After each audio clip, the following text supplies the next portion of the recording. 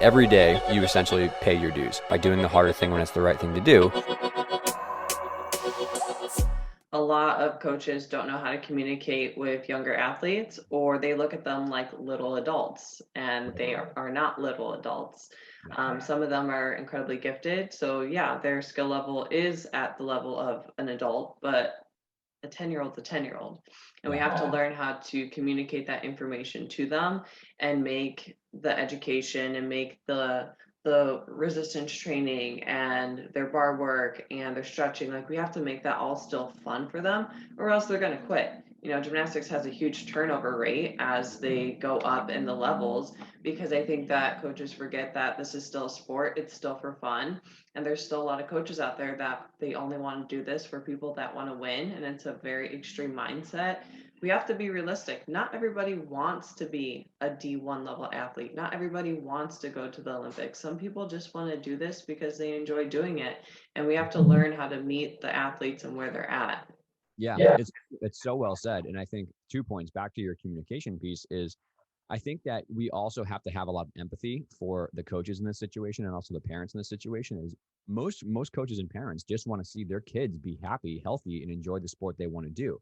So when you have an 8-year-old, like you said, whether that's an 8-year-old who literally starts gymnastics for the first class ever and they're never going to compete, they just want to do once per week recreation because they like jumping in the foam pit, right? That 8-year-old, it's just as important for that 8-year-old to be, served well, I guess, have a good experience as the 8-year-old who is literally the next Simone Biles, Michaela Skinner, Jade Carey, right? It's to farm that talent and get them there. But if you don't have communication, that child has no idea what is happening in their life. They do gymnastics because it's fun and they see their friends and it's exciting for them.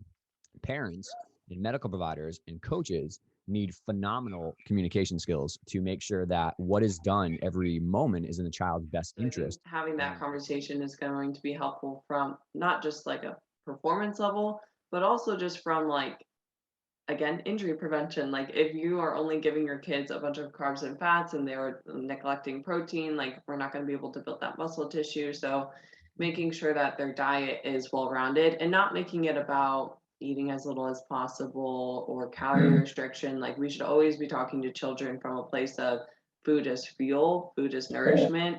And having that conversation with them, I think, is very, very important and neglected. Yeah, there's so many pieces to it here that are really important and to unpack, right? So one is, I'm not a nutritionist. I'm just really lucky that I have friends that are phenomenal. So people like Christina Anderson, Carrie Blair, Josh Eldridge, these people are, not only are they experts in nutrition, they literally work with, they're medical professionals who are board certified in working with eating disorders and stuff. So what they tell me for advice is what I translate. And if everyone needs help, I just pass them along the road because it's not for me. But that said, there's a lot of really important things you said there. So one is that how we frame fuel for kids is really important. Like you said, this is about fueling for performance. This is about giving our body energy so that we can go do the fun things that we want to do. We always talk about food or fueling or water or everything in a bucket of how do we treat ourselves well and develop the most as we possibly can. So the first starting point is that you have to make sure that nutrition, water, sleep, recovery is all talked about openly and proactively as a positive thing. And it's not something that you only bring up when, there's a problem or someone's going through something that's challenging, right?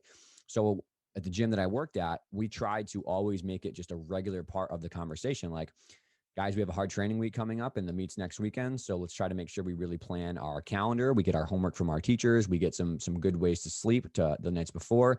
We're trying to always have that water bottle with us. And let's plan some snacks. Let's make sure we fuel ourselves well for the week leading up to the meet. And let's also make sure that in here, we're communicating about how we feel and what we're nervous about, right? And we'll try to make sure we're on top of that. So I snuck in there the fuel is performance thing as a not big deal, right? And versus the very damaging way to do that is, guys, we have a meet coming up next week. Let's try to really make sure we're tight about our nutrition. We want to be nice and lean. We want to have these long muscles. We want to make sure we're light and we're airy and we're bouncy.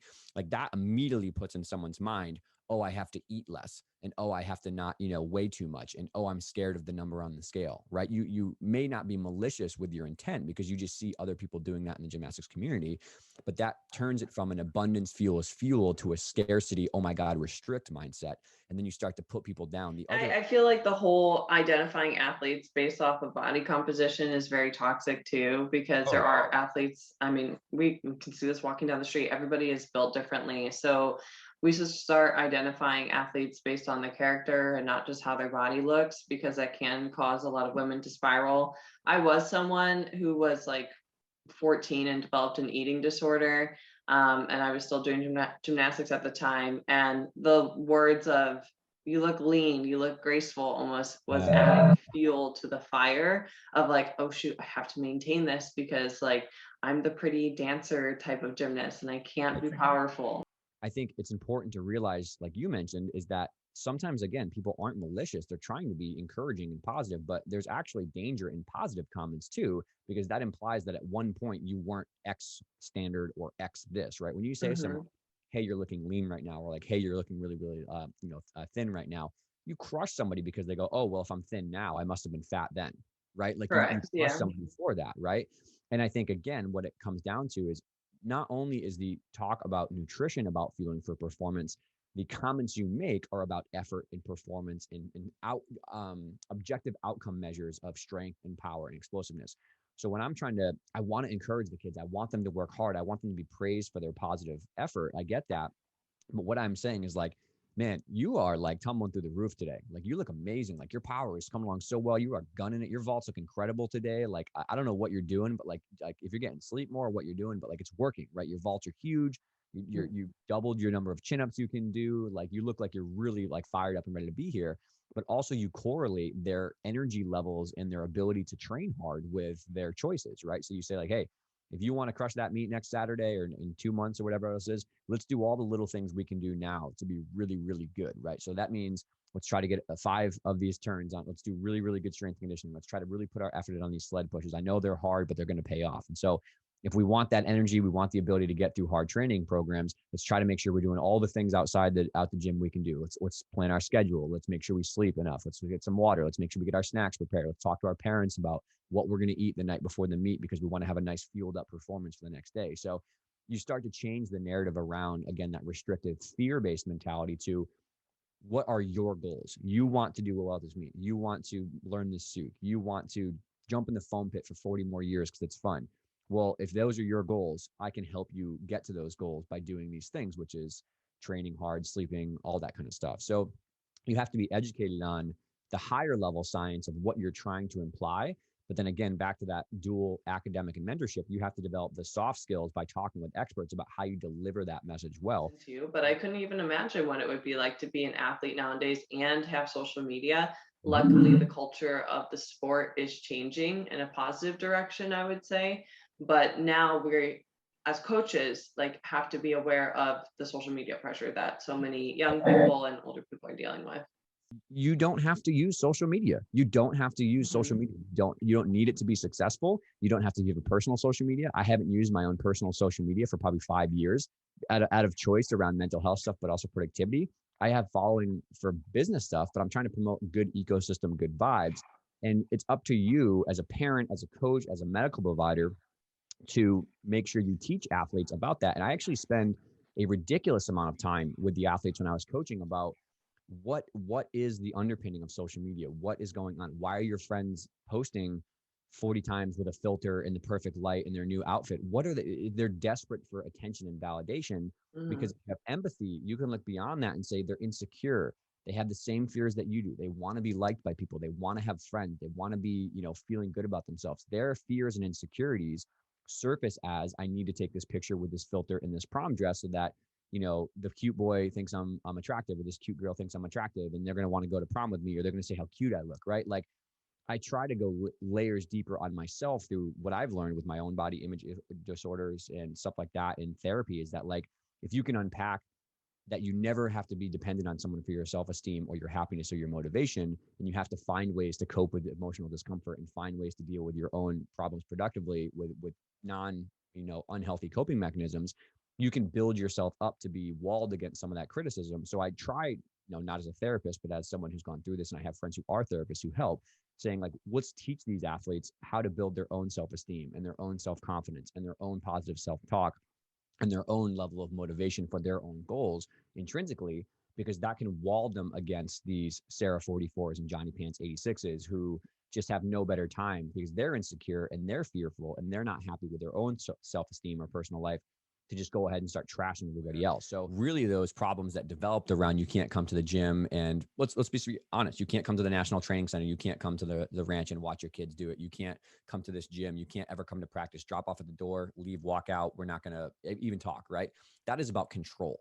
That is about control, and that is about wanting to manipulate everything that's going on and have psychological warfare over the parents and condition them. And a lot of people even call that like psychological grooming towards abuse, is you're conditioning someone to don't speak up, never talk about it. This is me, blah, blah, blah. How you dare question me? I'm a national team coach. How dare you question me? I run this gym, right? Yeah. So you have to be able to see that for what it is, which is inappropriate. And it's the foundation for an absolute volcano to erupt down the road. So I think it's a tug of war here, because if you're doing this well, and if you have a gym that has good humans and they care about the environment, and they're also showing that their goals are develop health first, then great humans second, then great gymnast third, there shouldn't be anything to hide. There shouldn't be a reason why you can't talk about something. And if you have that radical candor and professional trust, and it's built on a really good bedrock, we both want to help your kid reach their goal.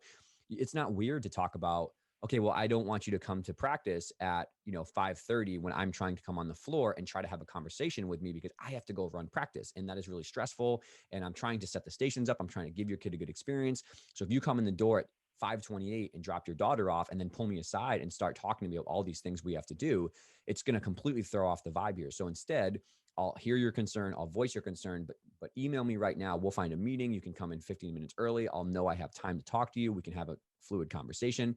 It's communication points like that. But then also on the side of, there are some times when, as a coach or as a person trying to lead a rotation, you're like, listen, I'm trying to teach them something very technically challenging and something very scary and very, very risky. And so we can't afford to have you in the stands watching every single move, and because the athlete is distracted. So you're more than welcome to come. I want you to be here. I want you to learn everything. But maybe if we're learning a giant for the first time and they're already really highly stressed out and I'm trying to focus with them, maybe it's not the best time for you to sit there for 60 minutes and watch every single move.